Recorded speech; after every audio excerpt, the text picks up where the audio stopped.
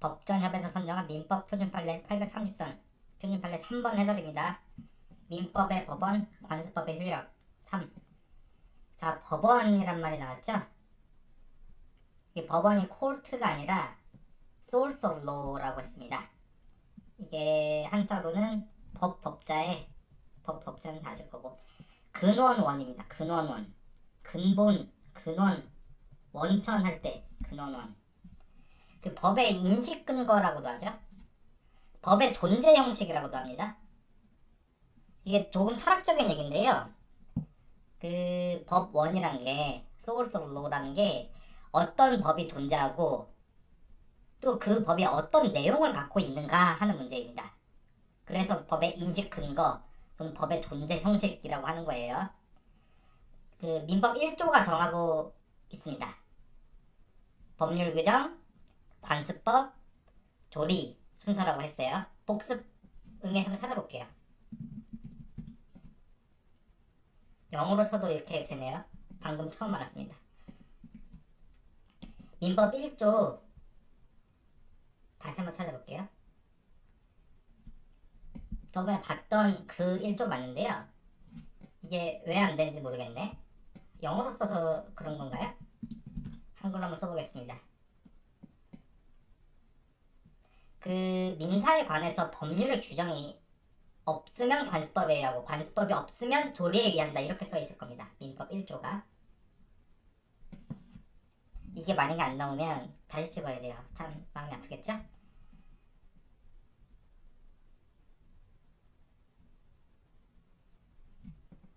다시 찍어야 한다고 말을 하려고 하던 터에 이제 딱 떴습니다. 자, 민사에 관해서 법률의 규정이 없으면 관습법이라고 했으니까 법률의 규정이 있으면 법률을 우선한다는 거죠. 성문법을 먼저 한다는 얘기라고 했습니다. 없으면 관습법에 의하고 관습법이 없으면 조리에 의한다 라고 했어요. 여기서 조리 나왔죠. 조리. 이 조리가 영어로는 reason입니다. reason. 그 reasoning 할 때 그 reason이에요. 이걸 또 법의 일반 원칙이라고도 해요. general principle of law라고 해가지고 일반 원칙 of law.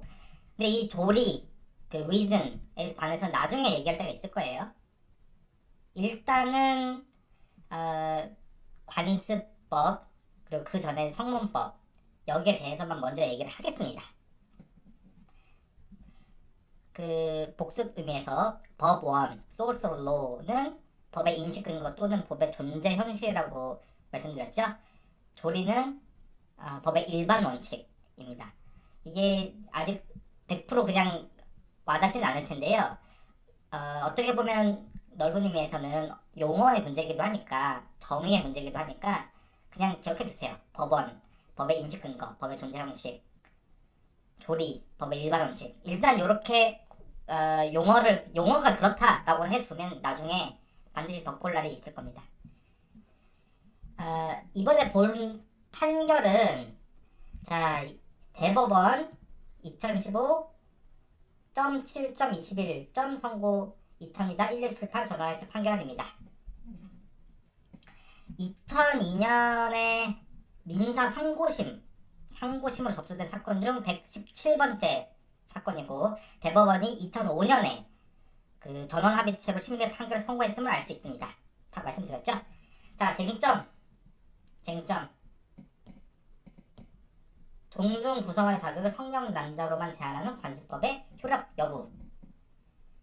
자, 민법 1조를 떠올리면서 이 쟁점만 읽어보시더라도 지금 민법 1조 옆에 있죠? 이 민법 1조를 읽어보고 이 쟁점 종중 구성원의 자격을 성령 남자로만 제한하는 관습법 효력 여부 요것만 지금 딱 읽어보더라도요. 현재 이 판례에서 얘기하는 상황 이 판례가 어떤 상황에서 이 판례가 나온 거다. 이 판결이 어떤 시투에이션에서 나온 것이다를 파악하실 수 있습니다.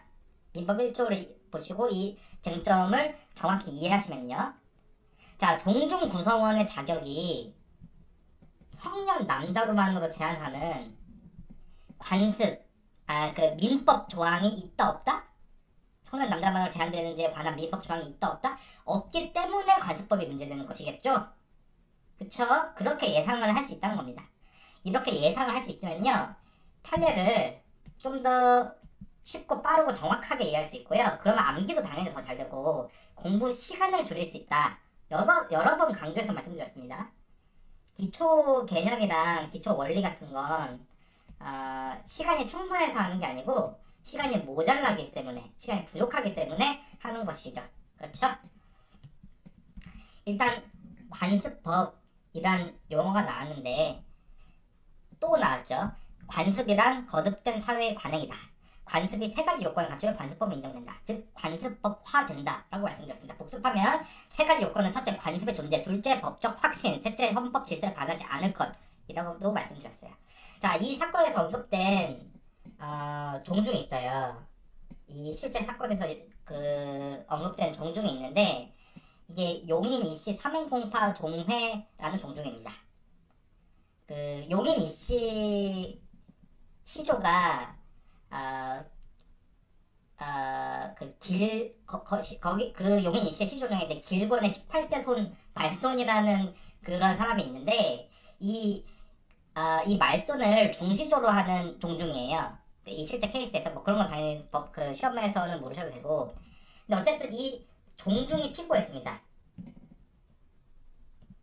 피고가 종중이었어요. 종중은 사람이 아니죠. 종중이라는 게 단체입니다. 피고고 원고는 누구였냐면 이 길고대 18세 손 말손의 후손인 여성들이었어요.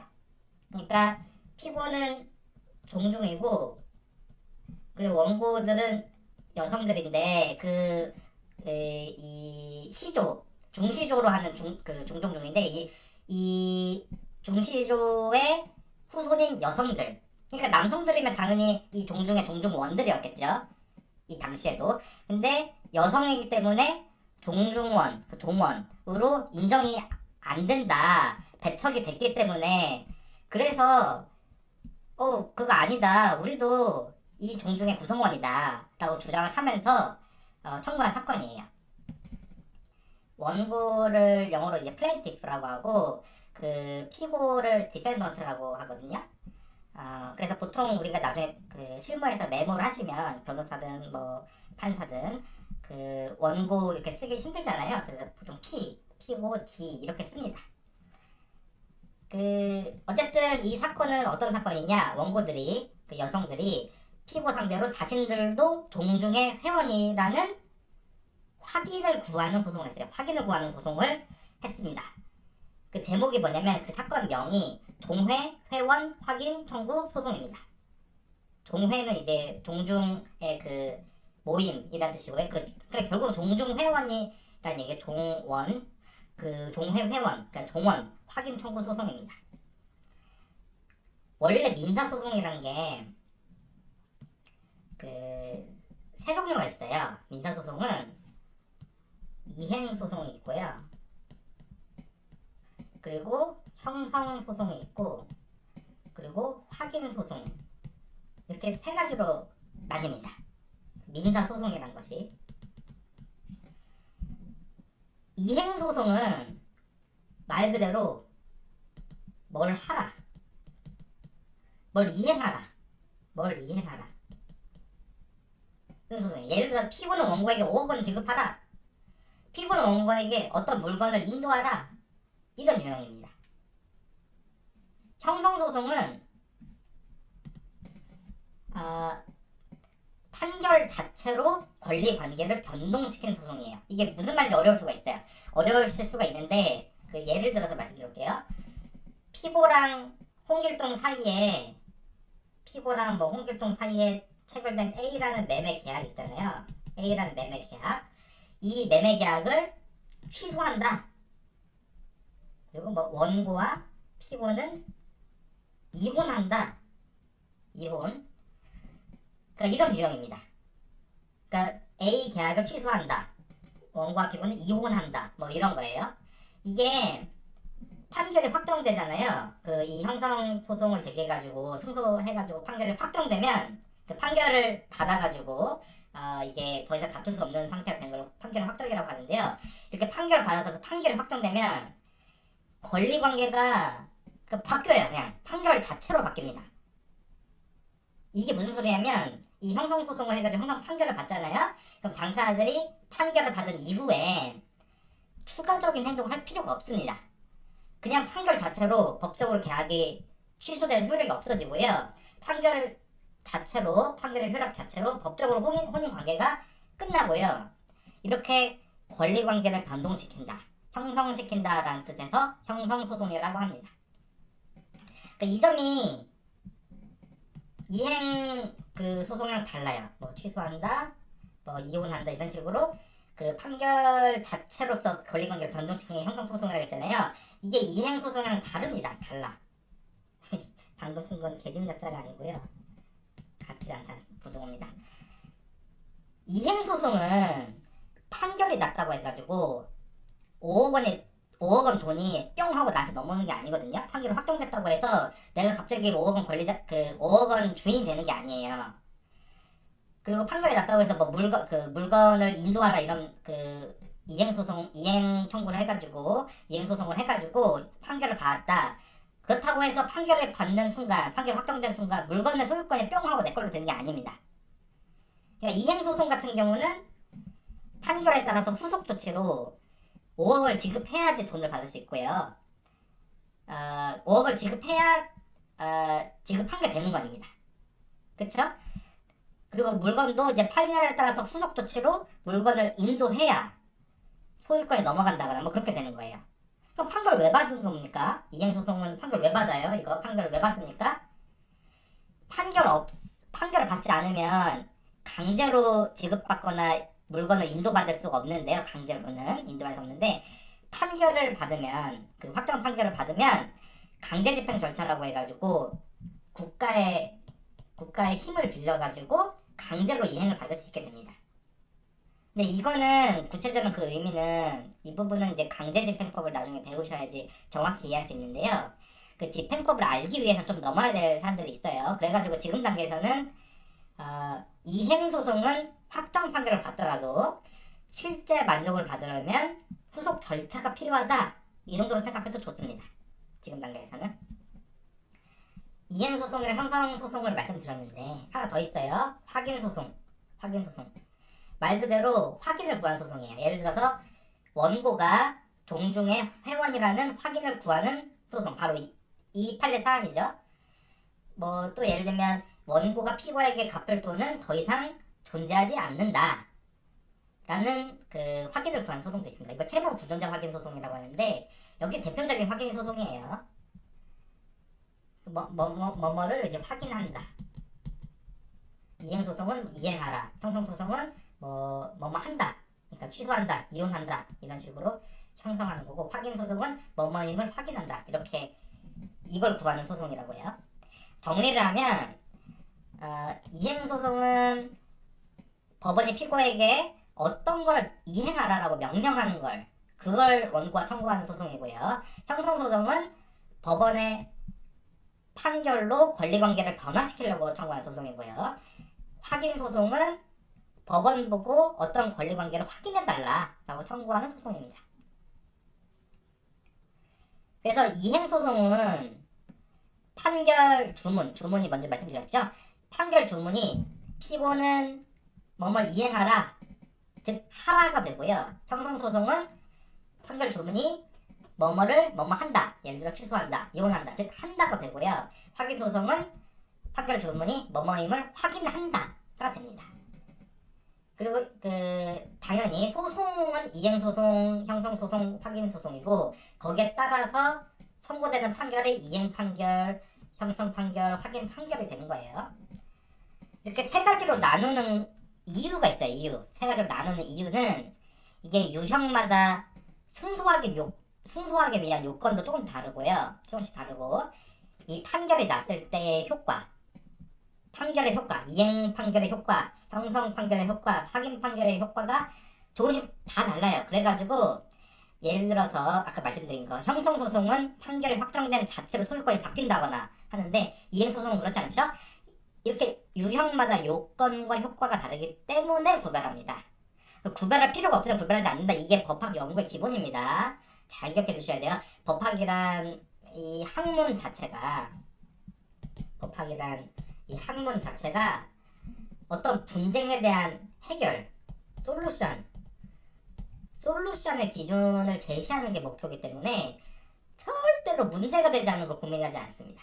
구별하더라도 탁상 공론에 그치고 유형에 따라서 뭐 법적으로 차이가 없다면요, 그 구별을 할 필요가 없다. 거기에 에너지를 쏟지 말아라. 이게 법학 연구의 자세입니다. 어떻게 보면 진리의 탐구보다는 기술, 즉 아트에 좀 가까운 학문이에요. 이 법 공부하는 사람들 아니면 뭐 법조인들이랑 얘기하면서 뭘 물어보잖아요. 법조인들한테 뭘 물어보세요. 그때 가장 많이 듣는 이 반문 중 하나가 그거 논의 실익이 뭔데? 그 구별 실익이 도대체 뭐야? 이런 겁니다. 한번 물어보세요. 그 법조인 뭐 주변에 있으면 그걸 물어보세요. 뭐 어떤 거라도 물어보세요. 그러면 그걸 왜 물어봐? 논의 실익이 뭔데? 그거 구별 실익이 도대체 뭐야? 이런 거예요. 다. 여튼 우리가 이행소송, 형성소송, 확인소송은 구별의 실익이 있기 때문에 논의한다. 이 정도는 챙기시길 바랍니다. 구체적으로 어떤 차이가 있는지는 차차 말씀드릴 거예요. 자, 어쨌든 이 사건은 그 원고, 즉 그 말손의 후손인 여성들이 종중을 상대로 회원 지위의 확인을 구하는 확인소송입니다.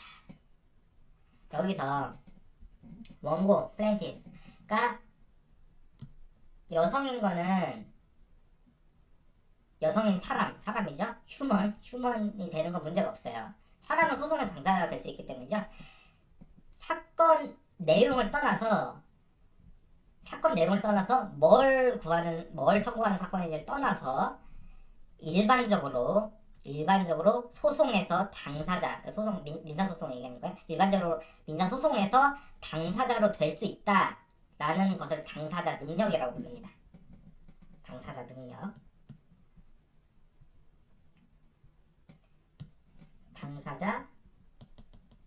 능력. 이거를 이게 뭐냐? 당사 능력이 뭐냐? 사건 내용을 떠나서 뭘 구하는 사건을 떠나서, 그러니까 일반적으로 소송에서 당사자로 될 수 있다는 자격, 이걸 당사 능력이라는데요. 그러니까 이거를 뭐 원고가 될 수 있는 능력을 이제 원고 능력이라고 하고, 피고 같은 경우는 피고 능력이라고도 부를 수는 있거든요. 근데 어차피 살아있는 사람이면 누구나 무조건 당사 능력이 있기 때문에 그 점은 또 원고든 피고든 마찬가지거든요. 그래서 굳이 원고 능력과 피고 능력을 나눌 실익이 없습니다. 구별의 실익이 없기 때문에, 그래서 원고 능력, 피고 능력 이렇게 따질 필요가 없기 때문에 그 용어 자체를 잘 안 써요. 법학에서 그냥 당사 능력이라고만 합니다. 자, 당사 능력 뭡니까? 개념 이거 기억하세요.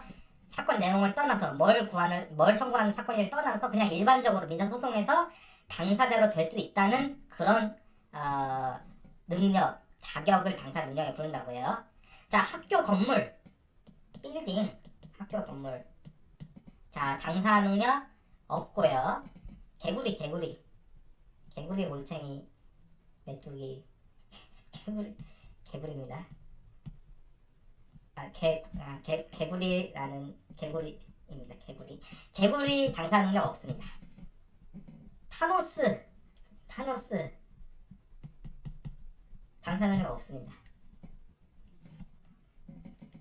자, 다 동물이거나 가상의 존재일 뿐이지 살아있는 사람, 즉 자연인이 아니기 때문이고요. 지금 말하고 있는 저는 살아있는 사람이라서 당사 능력이 있죠. 그리고 이걸 듣는 여러분들도 당사 능력이 있습니다. 세종대왕은 이미 사망한 사람이니까 당사 능력이 없고요. 살아있는 사람이 아니잖아요. 그래서 이 종중 회원지위 확인 사건, 이 사건에서 그냥 여러분들이 그냥 아무 이유 없어요. 정말 아무 이유 없어. 근데 여러분들이 그냥 원고나 피고로 써서 소제기해도 원고로 쓰겠죠.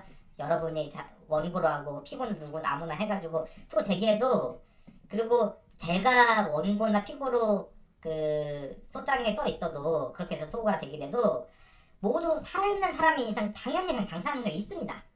물론 그렇다고 해서 승소하는 건 당연히 아니죠. 승소하는지 여부는 내용을 봐야 되는 건데 어쨌거나 당사자로 될 수 있는 그 능력, 사건 내용을 떠나서 하는 것은 자연인이면 된다. 자연인이면 여기서 한 가지 명제 나왔죠. 자연인이면 당사 능력이 있다라는 명제 하나 나왔습니다. 살아있는 그 법적인 용어로 생존한 자연인은 당사 능력이 있다 이렇게 얘기를 합니다. 그 삼성전자 주식회사, 삼성전자 주식회사 어때요?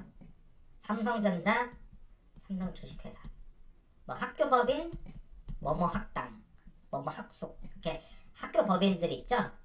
그리고 주식회사가 있죠.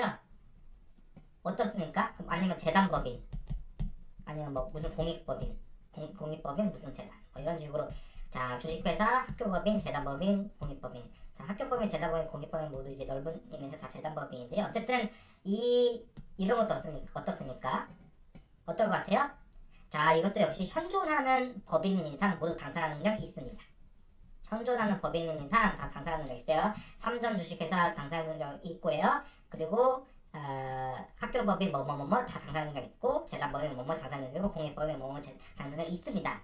그래서 이 종중 사건에서도 갑자기 아무 이유 없이 정말 아무 이유 없이 아무 맥락과 이유 없이 삼전 주식회사가 원고나 피고로 되더라도 당사자 능력엔 문제는 없습니다.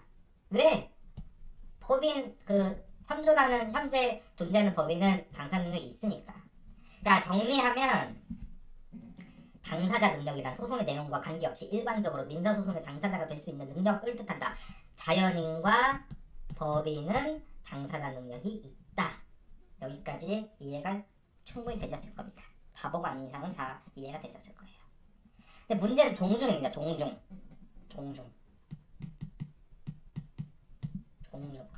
문제예요. 종중은 자연인들이 모인 집단일 뿐이지 종중 자체가 자연인은 아니죠. 그리고 종중 자체가 법인도 아닙니다. 종중은 자연인도 아니고 법인도 아니에요. 그러니까 법인은 이게 삼성전자 주식회사, 학교법인, 재단법인, 뭐 공익법인 이런 것들이 법인인데 종중은 법인이 아닙니다. 자연이 아닌 건 당연하고.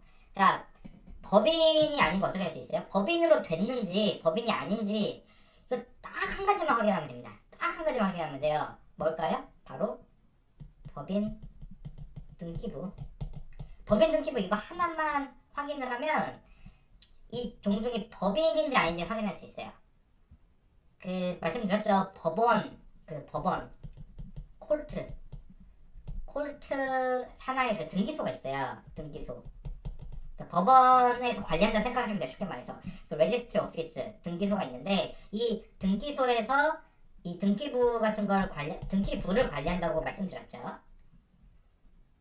법인이 설립됐다. 이 법인이 어떤 법인이다. 이걸 사람들이 알 수 있게 공개, 퍼블릭 디스클로저 이 공개를 해야 되기 때문에 이 등기소에서 일정 사항을 다 입력해서 다 관리를 해요. 등기소에서 누구나 뭐 500원, 1000원 이렇게 수수료 내면 다 떼어볼 수 있습니다.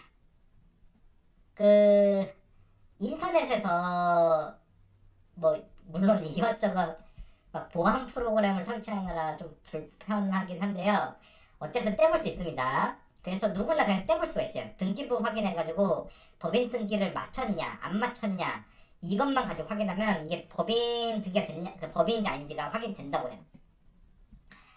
이쯤에서 등기부가 어떻게 생겼는지를 한번 볼까요? 자 등기부 어떻게 생겼냐면 구글에서 뭘 찾아볼까요? 뭐 법인 등기부 이렇게 법인 등기부라고 검색을 해봅시다. 어떻게 생겼는지 봅시다. 자, 뭐 이런 게 있어요. 크게 볼까요? 자, 네, 그냥 저랑은 아무 관련 없고 그냥 검색했는데 첫 페이지에 나와가지고 뜬 겁니다. 그 법인 등기부 이렇게 생겼어요. 이렇게 생겼습니다. 이 법인은 즉 뭡니까? 상호 주식회사 우리은행 이렇게 돼 있는데, 자, 요건 법인이에요, 법인 아니에요? 주식회사 우리은행 법인으로 인정됩니다. 왜? 등기가 됐으니까. 자, 등기가 됐죠. 회사 설립했다라고 등기가 됐습니다. 자, 여기 보시면 이쪽에 그 회사 성립 연원일 부분 있죠? 그 1911년, 한참 됐죠. 1911년에 성립이 됐다라고 이렇게 뜹니다. 누구나 뭐 이렇게 방금 저처럼 이제 인터넷 검색해서 이게 나올 수도 있지만 그냥 누구나 그 500원, 1000원 이렇게 내고 인터넷에 떼볼 수 있어요. 좀 이렇게 그 프로그램 같은 거 많이 깔려서 컴퓨터가 느려지긴 하는데 어쨌든 받을 수 있습니다. 어쨌든 모든 법인은 등기를 해야지만 성립합니다. 이 등기소에다가 이 등기 신청을 해가지고 등록이 돼야 돼요. 설립 등기 전에는 절대로 법인이 아니에요. 절대로 법인이 아닙니다. 설립 등기가 돼야지만 법인이 됩니다. 설립 등기가 뭡니까? 등기소에서 딱 그 접수 받아가지고 접수 받는 거, 접수 받으면 이제 입력이 되겠죠. 그래서 그 시점을 기준으로 이게 등기가 되기 때문에 그 전에는 다 모든 걸 갖췄어. 나는 지금 법인으로서의 필요한 모든 걸 갖추고 다 준비까지 다 됐다. 그리고 모든 사람들이 날 법인으로 생각한다. 이 존재를, 이 실체를 사람들이 다 법인으로 생각하고 법인의 모든 나머지 요건을 갖췄어도 딱 하나, 등기가 안 되면 절대로 법인이 아니에요. 자연인도 이 모체, 어머니의 몸, 모체로부터 출생해서 노출이 돼야지 자연인으로 되잖아요. 태아 경우는 약간 몇 가지 예외가 이렇게 있는데 그걸 논외로 하면, 자, 출생을 해야지 자연인으로 인정받습니다. 법인도 설립 등기를 해야 법인으로 인정받는다고요. 그리고 또 역시 자연인도 심장 박동이 멈춰가지고 사망을 하면 이제 당사자 능력이 없게 되거든요. 살아있는 게 아니니까. 법인도 해산, 청산 절차를 마치면 이제 당사자 능력이 없게 돼요. 여기도 몇 가지 예외가 있긴 있는데 다 제가 원칙부터 다 말씀드리는 겁니다. 정리하면 원칙적으로 자연인은 모체로부터 노출돼서 심장 박동이 멈출 때까지 자연인인 것이고, 법인은 어떻습니까? 법인 설립 등기를 마친 때부터 해산, 청산 절차를 마친 때까지가 법인인 겁니다. 그리고 자연인과 법인은 무조건 당사 능력이 있습니다. 사건 내용을 묻지도 따지지도 않고 그냥 당사 능력이 인정되는 거예요. 확인해 볼까요? 확인해 봅시다. 다 법에 있어요. 인사소송법. 자, 51조를 볼까요?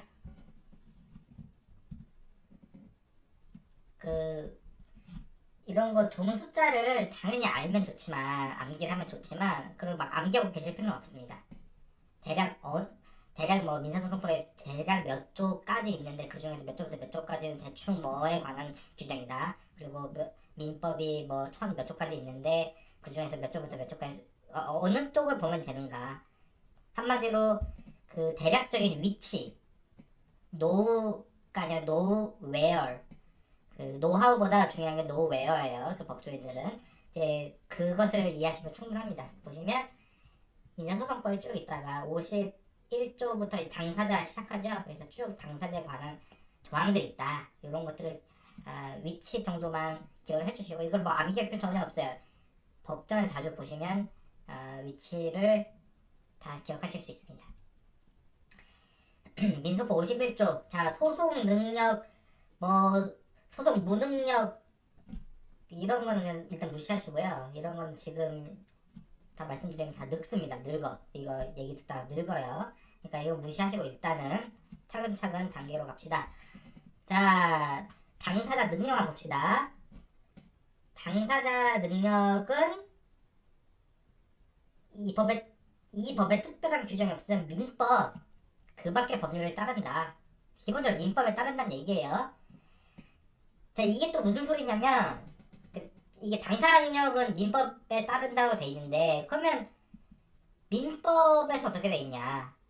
민법에서 누가 권리 의무의 주체로 될 수 있는가? 즉 민법은 권리 능력에 관해서 정하고 있는데요. 그 민법이 정하고 있는 권리 능력이라는 개념을 소송법에서는 누가 민사소송 당사자로 될 수 있는가, 즉 당사자 능력의 판단에 갖다 쓰겠다는 얘기입니다. 민법이 정한 권리 능력을 민사소송법이 정한 당사자 능력 판단에 갖다 쓰겠다는 얘기예요. 이 51조의 취지가.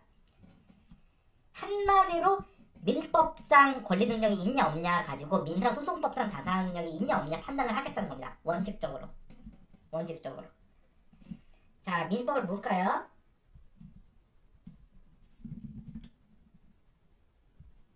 민법 보자. 민법 3조. 자, 사람은 생존한 동안 권리 의무가 주체가 된다. 자, 생존한 자연인에게 권리 능력이 있다 라는 취지죠. 자,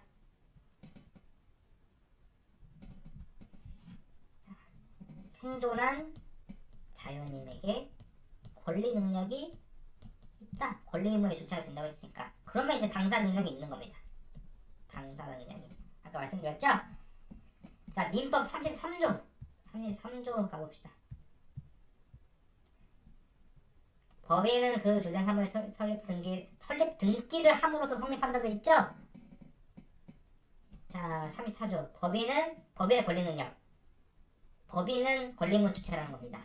근데 법인 탄생 시점이 언제입니까? 등기한대. 설립 등기를 한대. 그리고 그러면 법인이 언제 끝나냐?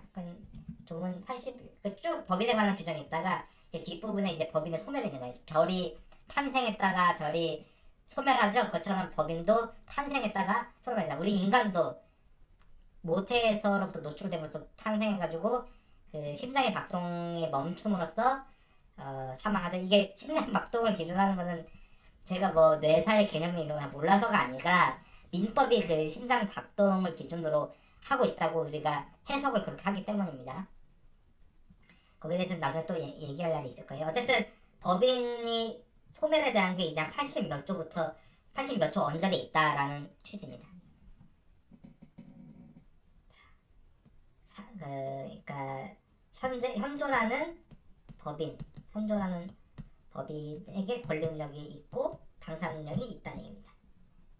요렇게 가는 건 뭐 때문에? 민소 51조 때문에. 세조의 자연인 현존하는 법인의 권리 능력이 있다는 건 뭐 때문에? 민법 때문에.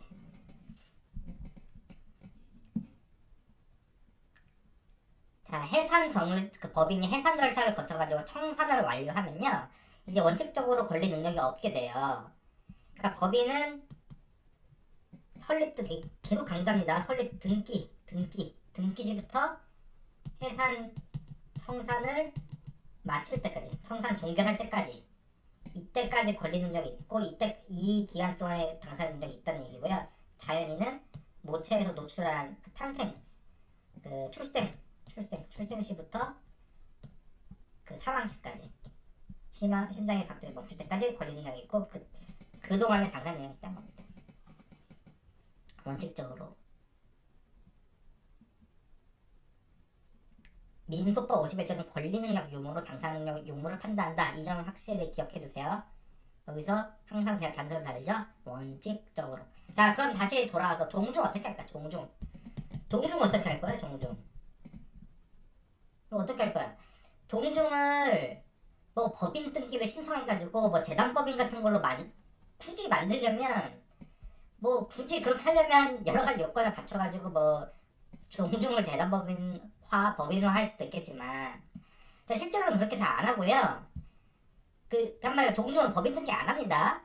한마디로 종중은 법인이 아니에요. 법인 아니에요. 왜 법인이 아니냐? 법인 등기를 안 했으니까. 왜냐면 등기를 안 했으니까. 법인 등기를 안 했으니까. 부동산 등기는 부동산 등기고 법인 등기는 법인 등기입니다. 부동산 등기는 이제 토지나 건물 같은 이제 부동산의 소유자가 누구냐, 여기 저당권자가 누구냐, 이런 거를 퍼블릭 디스클로저 공시하기 위한 걔 이제 등기고요. 아, 부동산 등기고 법인 등기는 이제 법인의 이름 뭐냐, 여기 대표자 누구냐, 뭐 주소 어디냐, 언제 성립했냐, 언제 설립 등기했냐, 이런 걸 쓰는 게 이제 법인 등기죠. 이제 법인 등기 얘기하는 겁니다. 가끔씩 이제 그 무슨 토지 그 등기부의 소유자 종중 이렇게 되고 종중이 등기된 거 아닙니까? 이게 아니에요. 종중 그 법인 등기 얘기를 하는 겁니다. 지금 얘기하는 거는.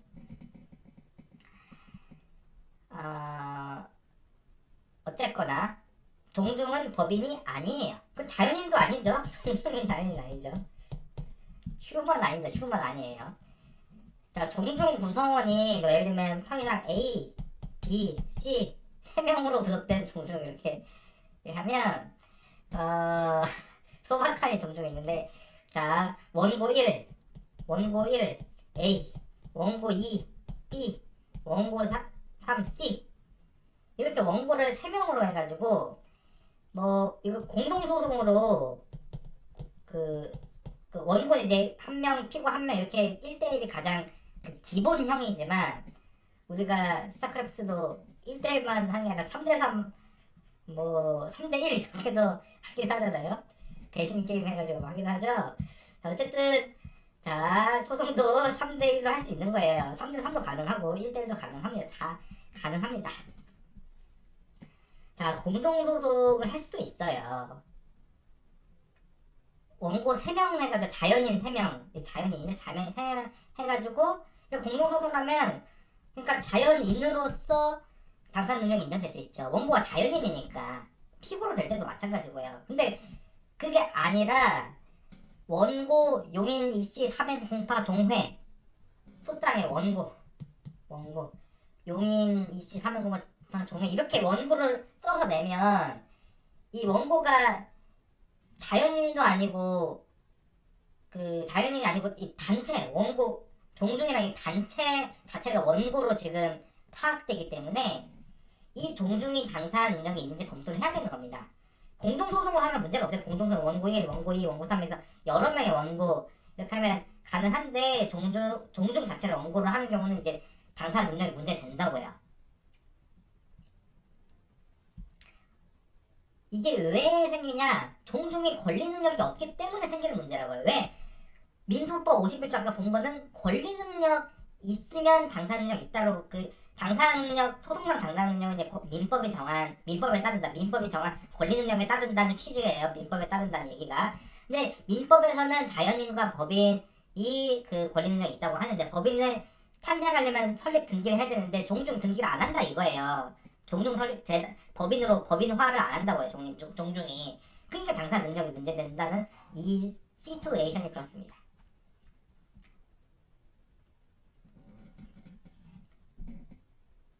종중이 권리 능력이 없으니까 당사 능력이 없을 것 같아요.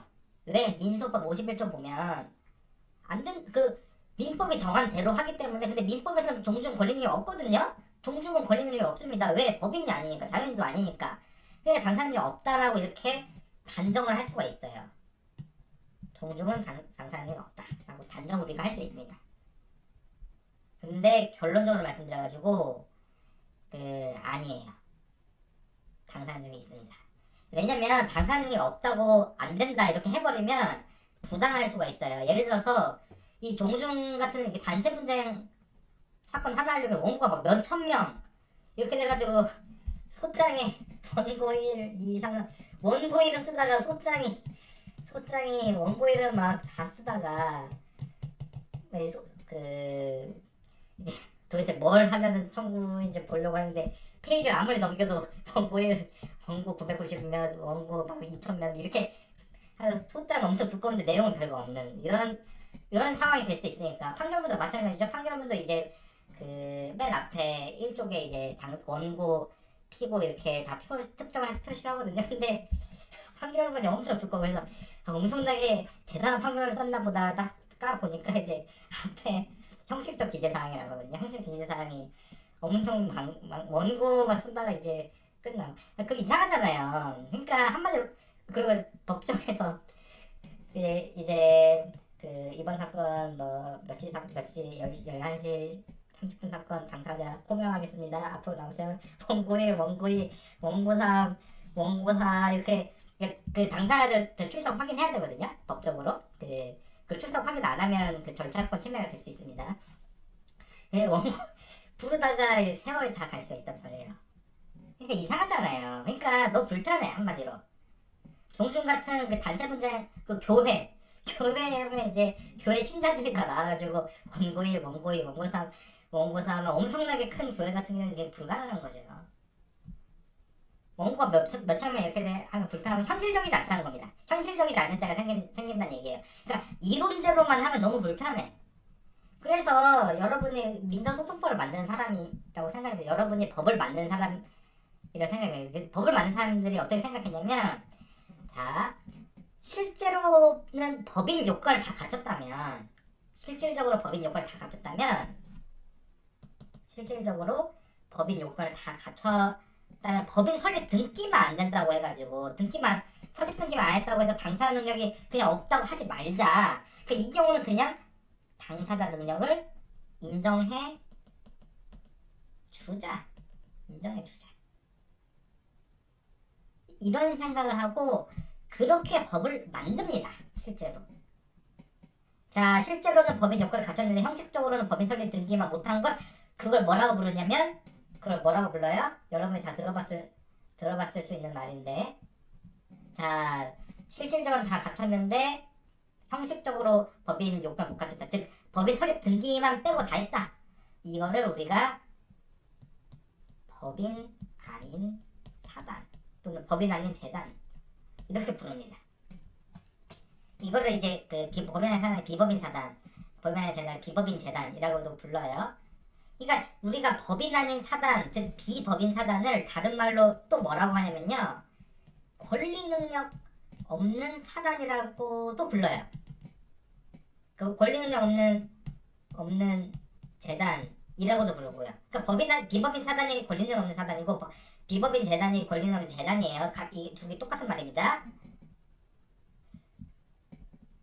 법인이면 권리 능력 있기 때문에 법인 아닌 사단이면 권리 능력 없는 사단이 되는 거죠. 이해되시죠? 마찬가지로 법인 아닌 재단, 비법인 재단이 권리 능력 없는 재단 것도 왜냐면 법인이면 권리 능력이 있기 때문에 그런 거예요. 그러니까 법인이면 권리 능력이 있기 때문에 법인이면 권리 능력이 있기 때문에 법인 아닌 사단의 다른 이름이 권리 능력 없는 사단이라는 얘기입니다. 이해되시죠? 그런데 어떤 단체가 법인이냐 법인 아니냐는 등기 가지고 나눈다고 했잖아요. 설립 등기 기준이라고 했죠. 똑같은 말로 어떤 단체가 권리 능력이 없냐 있냐는 등기 기준이에요. 등기 기준이에요. 다시 말해서 비법인 사단이 권리 능력 없는 사단이 만약에 설립 등기를 마치면 뭐가 됩니까? 사단법인이 되고요. 그러니까 비법인 사단 플러스 등기가 사단법인인 거예요. 그 비법인 재단, 즉 권리 능력 없는 재단이 설립 등기를 하면 재단법인이 되는 거고요. 사단법인, 재단법인 이런 말 많이 들어보셨죠? 자, 여러분들이 아시는 그 단체, 사람이 모인 단체가 이제 그 사단이고, 그 재산의 의 개념인 그것이 재단이라고 하는데, 자, 그게 법인화 등기를 하면 사단법인, 재단법인이 된다는 얘기입니다. 이 말씀을 왜 드리냐면요. 자, 비법인 사단, 비법인 재단. 자, 권리 능력이 없으니까 당사 능력도 없을 것 같은데요. 말씀드린 것처럼 실제로는 그러면 너무 불편하기 때문에 법을 만든 사람들은 자, 얘네들은 권리 능력이 없지만 당사 능력은 있다고 예외를 두자. 실제로 그렇게 정했고요. 자, 법인 아닌 사단, 법인 아닌 재단도 소송에서 단체 자체가 이 단체 사단, 재단, 이 단체 자체가 원고나 피고로 될 수 있게 하자. 뭡니까? 이게 바로 이 단체에도 당사자 능력을 인정하자라고 법적으로 결단을 합니다. 누가? 법을 만든 사람들이. 그게 바로 뭘까요? 그게 바로 민사소송법 52조입니다. 아까 51조 봤었죠? 51조 봤잖아요. 근데 52조에 이런 게 있어요.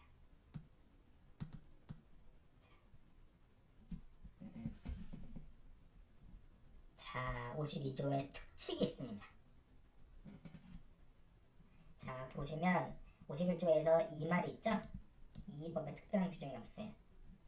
바로 그 특별한 규정 중에 하나가 52조인 겁니다. 자, 이 구조를 이해하셔야 돼요.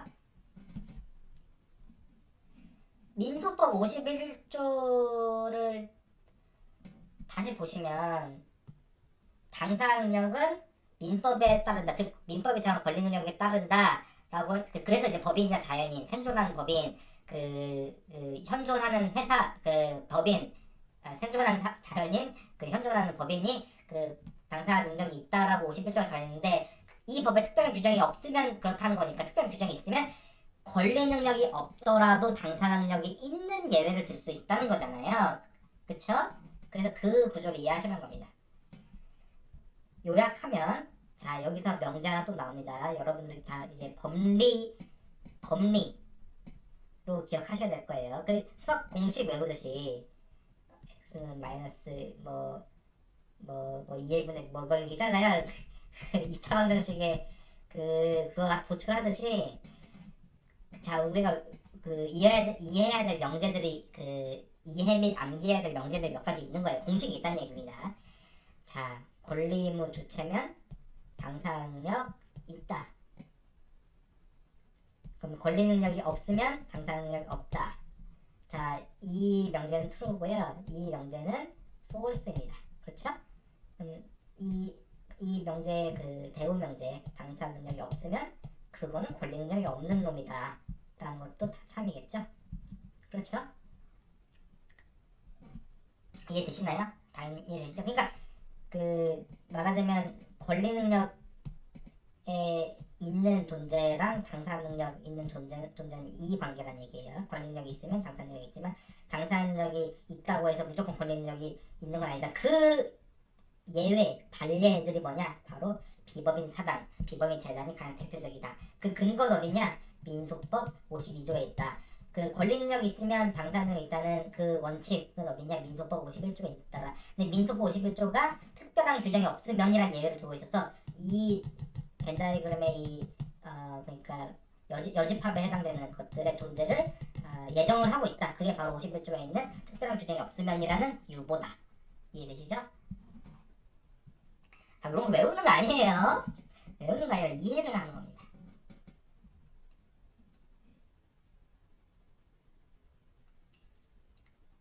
종중은 대표적인 법인 아닌 사단이에요. 자, 기억하세요.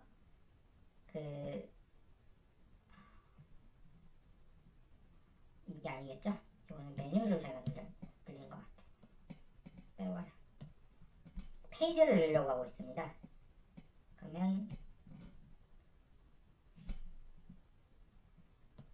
화이트보드에서 이거를 늘리는 방법.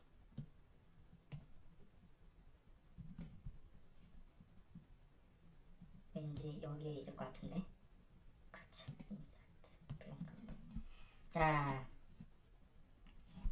하는 김에 몇 개 더 넣자. 신기하지 않나요? 이 어플? 자, 종중은 대표적인 법인 아닌 사단입니다. 종중은 대표적인 비법인 사단이에요. 이 얘기 뭐냐? 법인으로서의 실질은 다 갖췄는데 등기가 안 됐다는 거거든요. 근데 사실은 엄밀히 말하면 종중은 자연 발생적인 집단이라서 좀 약간 특별히 취급하는 게 몇 가지 있어요. 그러니까 실질적으로 법인 요건을 좀 못 갖춘 것들이 좀 있거든요. 종중 같은 경우는 굉장히 특이한 케이스라서 그래서 그건 좀 이게 예외적인 건데 그건 이제 나중에 차차 배우시게 될 거예요. 지금 단계에서는 일단은 종중은 사람들의 모인 단체 사단인데 법인 등기를 안 했기 때문에 비법인 사단에 해당된다. 이 정도로만 일단 기억을 해도 충분합니다. 그리고 말씀드린 것처럼 권리 능력은 없지만 당사 능력은 있다. 왜? 민소법 52조 때문에. 그래서 이 종중 자체가 피고로 되더라도 당사 능력 문제가 없게 되는 겁니다. 자, 다시 원고는 말손의 후손인 여성들, 그리고 피고는 말손을 중시조로 하는 종중. 민사소송에서는 소를 제기한 사람이 원고고요. 그 상대방이 피고입니다. 디펜던트. 참고로 형사소송에서는 그 원고 없어요. 원고 피고 개념 없습니다. 자, 이거 우리 잘못 얘기하면 굉장히 부식한 취급을 받을 수 있어요. 형사에서는 원고 없습니다. 피고 없어요. 원고 피고 없습니다. 공소를 제기한 사람이 검사고요. 저 사람 처벌해 주십시오라고 이게 법원에다가 종이로 공소장 내는 거, 그 사람이 이제 검사입니다. 검사. 프로스큐터. 그 상대방, 그러니까 처벌을 받아야 되는 사람이 피고인입니다. 피고인. 사람이 있었어요. 그 용어가 그래요. 용어가. 피고인은 이제 그 공소 제기 어큐스에서 어큐즈 당한 사람, 그 덜을 붙여야겠죠. 그러니까 어큐즈 당한 사람이니까. 자, 그 디 어큐스가 피고인이고요. 이 피고인 디 어큐스를 그 디펜던트라고도 해요. 그쵸? 그러니까 이 영어로 디펜던트는 그 민사소송에서 피고를 디펜던트라고 하고 형사소송에서의 피고인을 디펜던트라고 한다고요. 영어로는 이제 그 디펜던트라는 표현을 디 어큐스보다 더 많이 쓰는 것 같아요. 그러니까 똑같이 영어로는 디펜던트라고 표기를 하지만 민사소송에서는 피고라고 하고 형사소송에서는 피고인이라고 부른다고. 용어가 그냥 그래요. 디펜던트에서 많이들 한국 사람들이 신청하는 게 DENT가 아니라 디펜 그 A죠? A입니다. 이거 그 실수하기 쉬워요. 한국 사람들이 실수하기 그 쉬운 뭐 그런 이런 거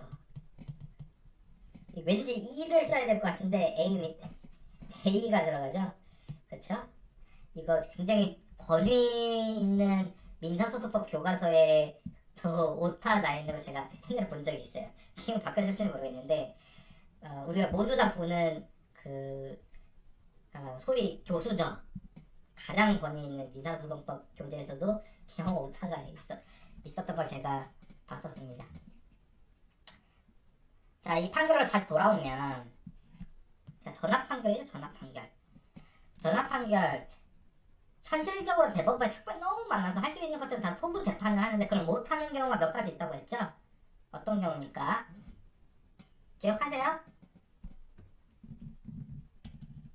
법원 조직법을 봐야 된다는 것을 기억하시면 됩니다.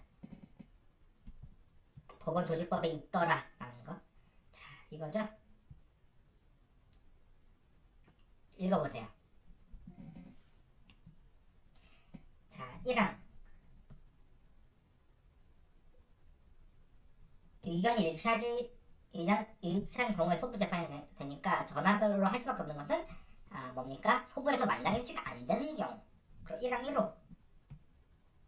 명령규칙이 헌법에 위반된다고 인정되는 거. 그러니까 이게 뭐냐면 재판할 때 기준으로 삼는 명령규칙이 위헌일 때, 그리고 재판할 때 기준으로 삼는 명령규칙이 위법할 때. 요거 1호, 2호 관련해 가지고요. 그러니까 명령규칙이 뭐냐면 쉽게 말해서 대통령령, 부령 같은 걸 얘기합니다. 쉽게 말해서 대통령이 만든 법, 그 장관이 만든 법을 얘기해요. 명령규칙이라는 게 그걸 얘기하는 거예요. 대통령령, 부령이 명령규칙이에요. 그러니까 여기서 명령 또는 규칙을 지우고 그냥 그 초심자 단계에서는 대통령령, 부령이라고 고쳐 쓰셔도 됩니다. 처음 배우죠. 지금 모르잖아요. 명령규칙 먼저 모르잖아요. 그러니까 그렇게 하는 게 좀 더 이해 더 맞아요. 틀리지 않습니다.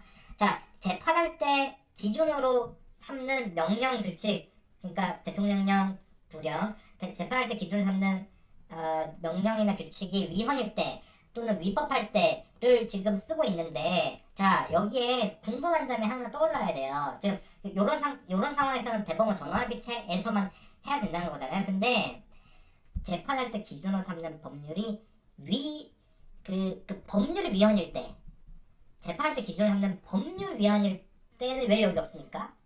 왜 여기 없어요? 대통령령 불령 같은 것을 재판할 때 그 기준을 써야 되는데 그게 뭔가 문제가 있다, 위헌이다라고 하면 대법관 전원 그 대포 14가 모여가지고 그 전원합의체 판결을 하잖아요. 그쵸? 이제 실제 13명. 근데 법률이 위헌일 때는 왜 여기 없냐고요. 그 이유는 말씀드린 것처럼 국회가 만든 법률을 위헌으로 선정하기 위해서는 대법원 전합으로는 안 된다는 겁니다. 전합으로 안 되고요. 반드시 헌법재판소로 보내야 됩니다. 그게 뭐죠? 헌가. 더 얘기 안 합니다. 자, 반면 법률보다 하위의 규범, 즉 대통령령, 불령 같은 건 직접 법원에서 코트에서 재판하다가 법원에서 판결문에 그냥 요거 대통령령은 위헌이다, 요 불령은 위헌이다, 위법하다 이렇게 선언할 수 있어요. 근데 그때도 대법원 재판할 때 대법원 소부에서는 할 수 없다고요. 이해되시죠? 그게 바로 7조 1항 1호 2호입니다. 자, 3호. 자, 판례 변경. 자, 지금 우리가 보는 그 표준 판례 3번 그에 관련된 게 바로 이 3호입니다. 이따 얘기할 거예요. 1항 4호. 부에서 재판하는 게 적당하지 않을 때. 이 4호보다는 결국 1, 2, 3호가 더 수험적으로 유의미한 겁니다. 자, 이 사건 쟁점에 관해서 우리가 법률 규정이 없기 때문에 그 남자만 정중원이 되는 건지 여자도 정중원이 될 수 있는 건지 법률 규정이 없다고 했잖아요. 그래서 민법 1조에 따라서 관습법이 문제된 사건이다 라고 언급을 드렸죠. 그리고 직접 이 쟁점을 다룬 대통령령도 불령도 없는 상황이에요. 그 1호, 2호에 해당되지도 않는 상황이라고요. 그러니까 지금 이게 전압이 나온 이유가 뭘까? 3호 아니면 4호겠 3호 아니면 4호 아니면 그 만장일치가 안 된 경우일 텐데 대체로 만장일치 되는 경우가 많기 때문에 결국은 실질적으로 3호 때문에 지금 우리가 이 전압 판결을 공부하는 것입니다. 3호 때문에. 자, 이 사건 전압으로 보낸 이유가 바로 판례 변경 때문이에요. 어떻게 판례 변경이 됐는지 요건 뭐 입학 전부터 다 들어보셨을 겁니다.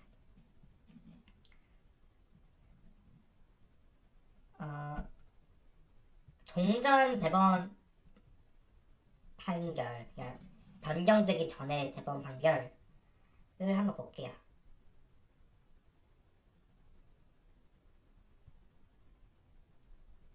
(2002) 1178 이게 지금 우리가 보는 이 판결인데요. 여기 보면 종전의 판결이 어떻게 되어 있는지 나와 있을 겁니다. 자, 옛날에 판례 어떻게 보고 있었나? 종중에 대한 종래 대법원 판례. 자, 관습상 종중은 공동 선조의 분묘 수와 지금 이게 표시한 게 이제 옛날 판례 변경된 판례. 요거 답으로 하면 이제 틀리는 거. 옛날 판례. 자, 공동선조의 분묘수와 제사 및 종원 상호 간의 친목을 목적으로 공동선조의 후손 중 성년인 남자를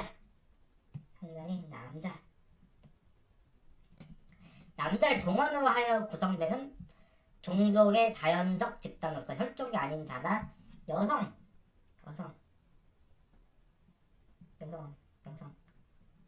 여성은 종중의 구성원이 될 수 없고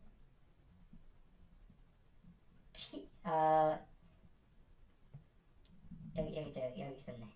여성은 종중 구성원이 될 수 없고 비록 피고의 종중 규약이 회원의 자격을 뭐 명시적으로 남자로 제한하고 있지는 않다고 하더라도 그것 때문에 여성도 종원 자격을 갖는다고 할 수는 없다.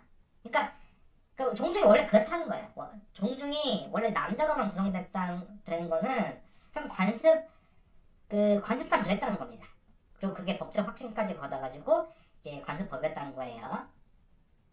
옛날에 대법원이 복용될 때입니다. 한마디로 남자만 종중원이 될 수 있고 종중 규약 같은 걸로 굳이 남자만 우리 종원이다라고 굳이 이제 그걸 써놓지 않더라도 너무 당연한 거니까 여성이 종종원이 되는 건 아니다라는 그런 취지예요, 옛날에. 그러니까 그 논리는 성년 남자만을 종종원으로 하는 게 관습법이라는 것이죠. 자, 아시다시피 대법원은 이 전원 합의체 판결을 통해서 이 종전 대법원 판례를 폐기합니다. 폐기해. 그러니까 그 얘기가 뭐냐면 성년 남자만 종중원으로 하는 관습법은 더 이상 효력이 없다라는 거예요.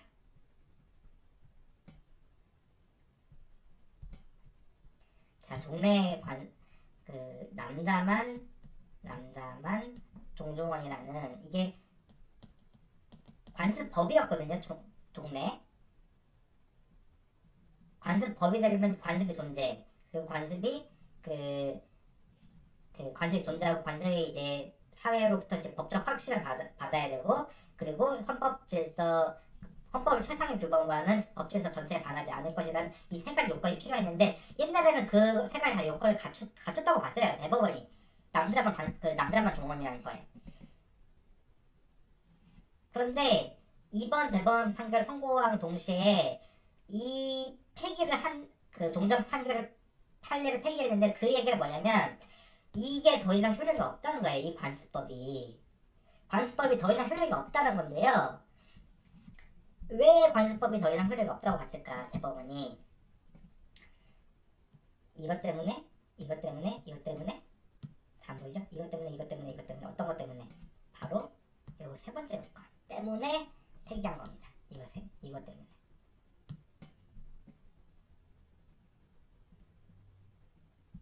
헌법 질서에 부합하지 않는다는 거예요. 더 이상 남자만 종원이라는 것이 헌법 질서에 부합하지 않게 되었다. 자, 이 부분이 주목하세요. 더 이상 헌법 질서에 부합하지 않게 되었다. 그래서 이제 관습법이 폐기된 겁니다. 관습법이 무효로 된 거예요. 키포인트 더 이상이란 말입니다. 사회 일반의 인식이 변했고 전체 법 질서가 변했기 때문에, 즉 상황이 변했기 때문에 헌법 질서에 부합할 수 없게 되었다. 그래서 이제부터라는 얘기입니다. 굉장히 대법원 판결이 나오는 과정을 아시면 이게 그냥 나오는 문구들이 아니고 그냥 워딩 하나하나가 굉장히 많은 사람들이 고민을 하고 엄청나게 많은 인력이 시간과 노력을 통해서 나오는 말이기 때문에 굉장히 행간에서 많은 것들을 읽으실 수 있어요. 자, 성년 남자를 향하는 것은 더 이상 법정형을 할 수 없게 되었다.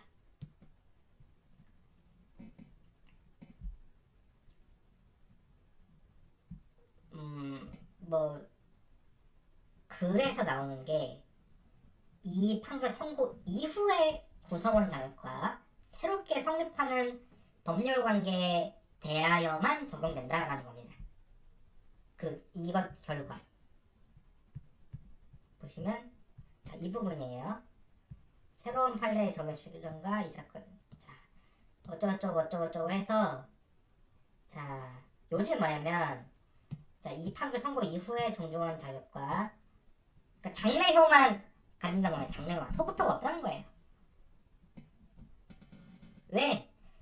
상황이 변했기 때문에. 그래서 헌법 질서에 부합할 수 없게 됐다. 더 이상 헌법 질서에 부합할 수 없게 됐다. 왜? 남녀를 차별시키는 거잖아요. 남녀 평등, 양성 평등에 반하는 것이기 때문에. 이게 근데 조선시대 때부터 그랬나?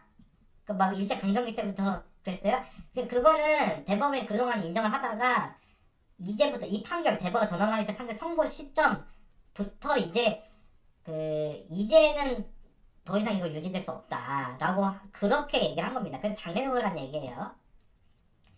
그래서 소급해서 영향을 예전에 했던 판단에 영향을 미치지 말자는 건데, 이건 이해할 수 있어요, 우리가. 왜냐, 헌법 질서에 부합하지 않게 된 게 지금 우리가 전원합의체 판결 선고 시점부터 그렇게 정해준다는 취지의 이고 그게 나름의 이유가 있으니까요. 근데 이론적으로 난점이 생겨요. 이론적으로 좀 이상해요. 자, 이게 왜 이상하냐면 이론적으로 지금 이게 그 남성만 종중원이 된다는 관습법을 이번 전합 판결 시점 이후부터만 장례적으로 무효로 한다면 논리적으로 좀 이상해요. 왜냐면 지금 이 원고들이 지금 이 소송을 제기해서 주장하는 법률 관계는 모두 지금 판결 선고 전에 구성원 자격 뭐에 관해서 지금 그 판결 선고 전에 법률 관계에 관해서 우리도 종중원으로 인정해달라라고 이렇게 얘기를 하고 있는 것이기 때문에요. 논리적으로 좀 이상해요. 이게 장례적으로만 무효된다면 이게 이 종전에 있는 것을 어떻게 다툴 수가 이게 의미가 있지? 그러니까 제 친구 중에서 하나가 술을 끊었는데 술을 끊은 이유가 술을 마시기 위한 건강한 몸을 만들기 위해서라고 하거든요. 진짜로 농담이 아니고 술을 끊은 이유가 술을 마시기 위해서 끊었다고. 자, 지금 이게 원고들은 전합 판결 전에 법률관계 다투면서 전합 판결로 판례 변경을 해서 선고 시점 이후에 장래 법률 관계만 영향을 미친다면 원고들의 법률 관계는 영향이 없잖아요. 그래서 지금 이 종중까지는 남자만 종중원으로 하는 기존 관습법에 따르게 되면 결과적으로 원고들은 어떻게 됩니까? 패소 판결 맞죠? 패소 판결. 만약에 안 미치면 패소 판결을 받을 거 아닙니까? 이게 안 미치면 영향이 없으니까 원고가 승소를 해야지만 판례 변경할 수 있을 텐데, 근데 판례 변경을 하려면 이제 원고들에게 이게 소급 적용돼가지고 인정이 돼야 되는데 소급이 안 된다면, 그러니까 이게 그 형식 논리적으로만 따지면 딜레마가 생겨요. 그래서 대법원이 어떻게 보냐면 그러니까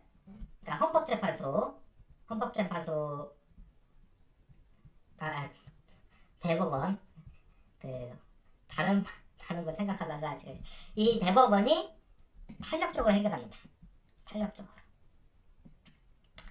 이 사건에 대해서도 그 변경된 견해가 적용이 안 된다고 하면 방금 같은 딜레마가 생긴다는 거예요.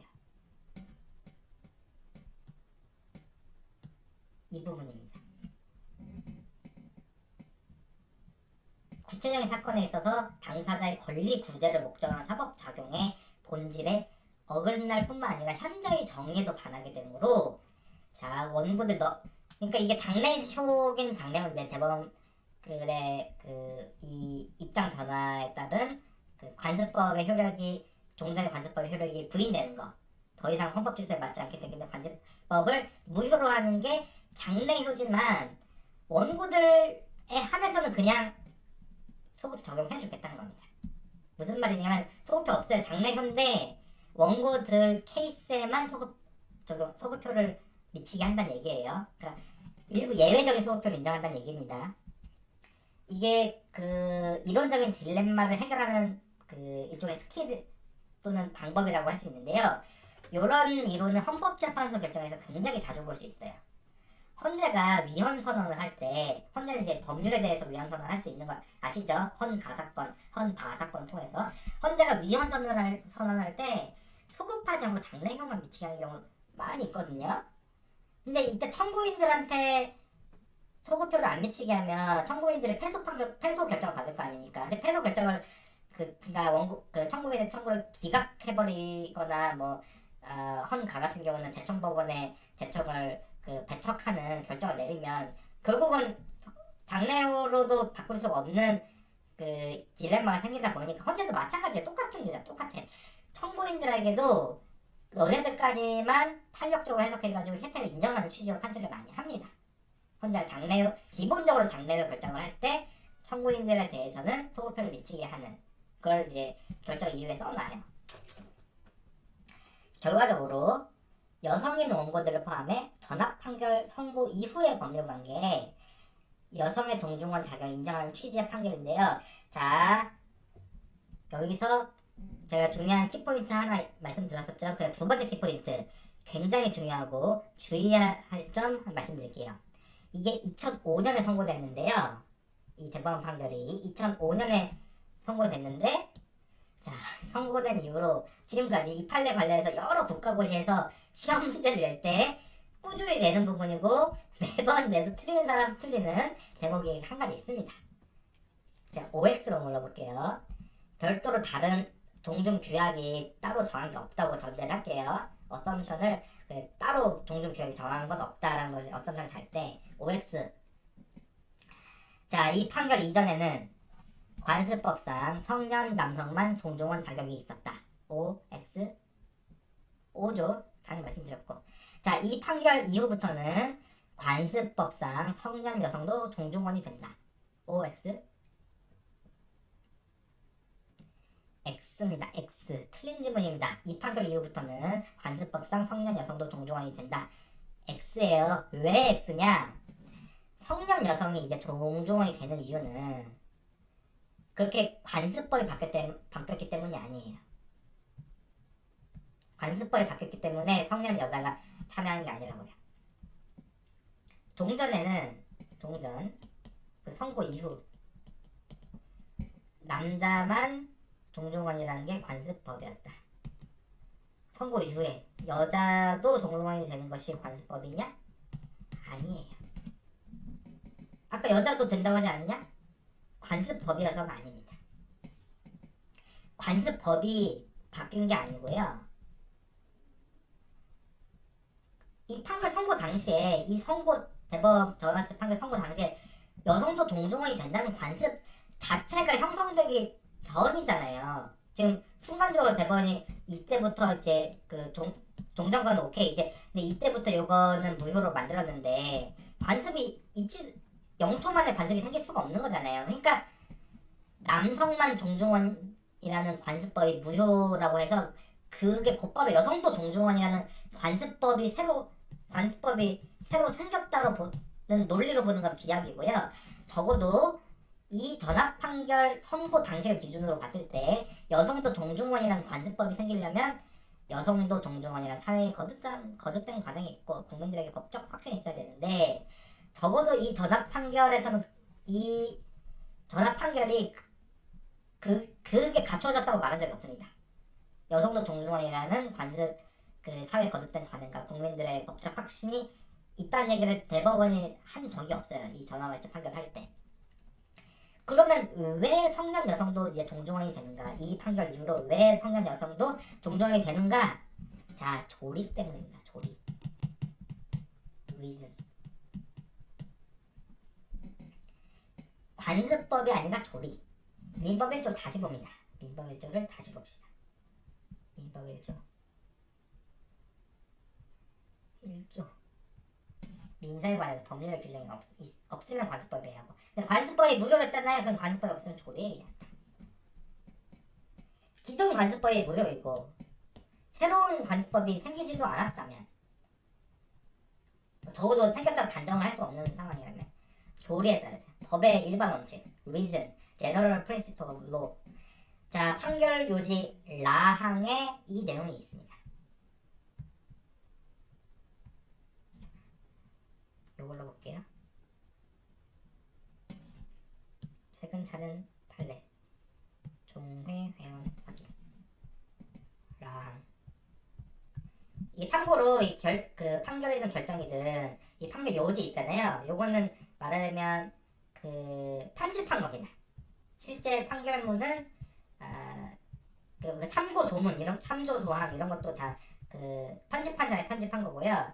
그러니까 판결문이 아니에요. 그 참조 판례 이것도 다 말하자면 편집한 사람이 붙인 거고요. 여기 전문으로 시작하는 게 실제 판결의 실제 판결입니다. 실제 판결문. 그 전에는 일종의 그 인덱싱을 한 거예요. 그래서 라 부분. 그래서 이제 프로페셔널들은 다 원문을 봅니다. 학생들의 결정 요지나 판결 요지를 보지만 프로페셔널들은 다 그 밑에 부분을 봐요. 물론 이제 검색하거나 이제 브레인스토밍 할 때는 당연히 판결 요지를 보고 이제 그 인덱싱 하듯이 찾아 나가는데 실제 이제 검토를 할 때는 다 이제 이유 전문을 봐요. 왜냐면 실제로 판결 요지가 약간 뉘앙스 면에서 달라지는 경우가 간혹 있어요. 거의 그런 건 잘 없는데 간혹 있고, 그리고 이제 실제 케이스가 사실관계가 어떤지를 다 확인을 해야 되기 때문에 사실관계가 아다르고 어다르면 이 판결에 이제 법리를 적용할 수 있고 없고가 확 달라져 버릴 수 있기 때문에 전문을 보는 게 습관이 돼 있어요, 프로페셔널들은. 자, 종중 구성의 자격. 여기서 뭐라고 되어 있습니까?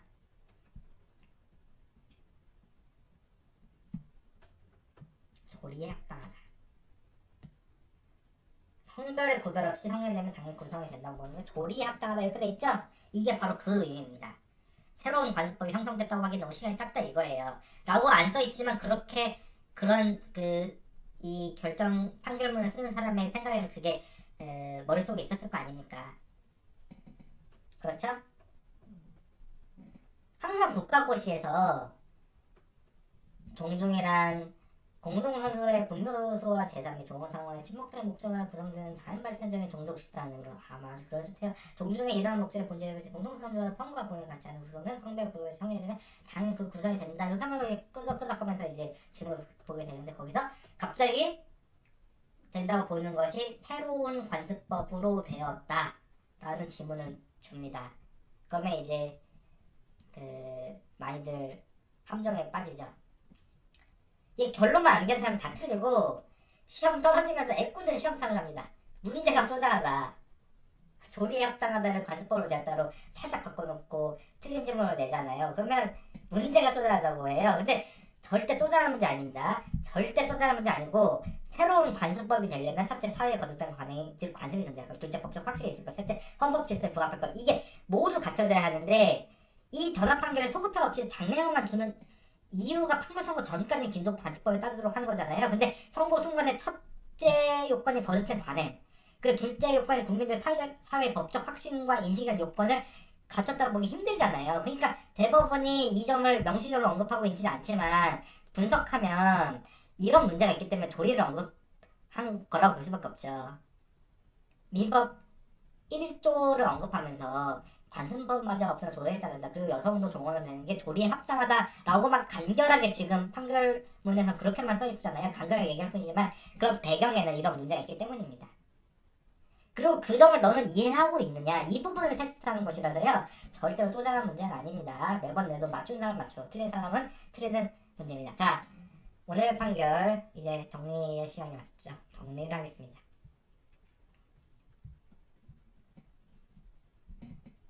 정리합니다. 민사소송에서 주문이 뭐뭐 하라는 이행 판결, 주문이 취소한다, 이혼한다라는 형사 판결, 주문이 확인한다라는 확인 판결이 있다. 종원 지위 확인을 구한 사건은 확인 소송에 해당된다.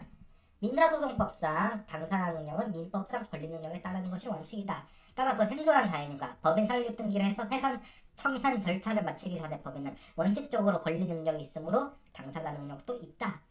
그렇지 않은 존재는 원칙적으로 당사자 능력이 없다. 그러나 형식적으로 법인 설립 등기를 마치지 않아서 권리 능력이 없는 비법인 사단, 권리 능력이 없는 비법인 재단, 즉 법인 아닌 사단, 법인 아닌 재단이 있는데 이들은 민사소송법상 당사 능력을 인정받는다. 관련 조항은 대충 민소법 50조 언저리에 있으니까 문구 생각이 안 나면 거기 표면이 있다. 민법 권리 능력 관한 조항들 자연인은 3조, 법인은 30조, 80조 전후로 보면 있다. 그냥 찾아봐라. 어쨌든 그래서 종중 같은 법인 비법인 사단도 피고로 될 수 있는 거다. 관련해서 종래 대법원이 확인했던 관습법은 성년 남자만 종중원이 될 수 있다는 것이었다. 이 관습법은 셋째 요건, 즉 헌법 질서 전체에 부합할 것이란 요건을 충족하지 못하므로 무효다. 다만 대법원은 종전 관습법의 무효라는 효과에 장래효만 부여했다. 다만 원고들에게까지 안 미치면 안 되니까 이들에게는 예외적으로 소급표를 둬서 미친다고 인정했다. 자, 전압 판결 선고 이후에는 우리가 성년 여성도 종중원이 되는 것으로 법을 인식한다. 우리가 이렇게 법을 인식하는 근거, 즉 법원, source of law는 민법 1조에서 말하는 법률 규정도 아니고 관습법도 아니다. 조리다. 우리가 성년 여성도 이 대법원 판결 선고 이후에 종중원이 된다고 법을 그렇게 인식하는 법의 인식 근거, 존재 이유, 존재 형식, 존재 이유래. 존재 형식은 조리다. 즉 전압 판결 선고 이후로는 성년 여성도 종중원이 되는 것이 조리에 합당하다. 그러니까 조리에 합당하다 이 표현사 외우세요. 조리에 합당하다. 정확히 이해하셨죠? 말씀드린 주의사항들 꼭 기억하시고요. 이어서 형법 표준판례 3번에서 만나겠습니다.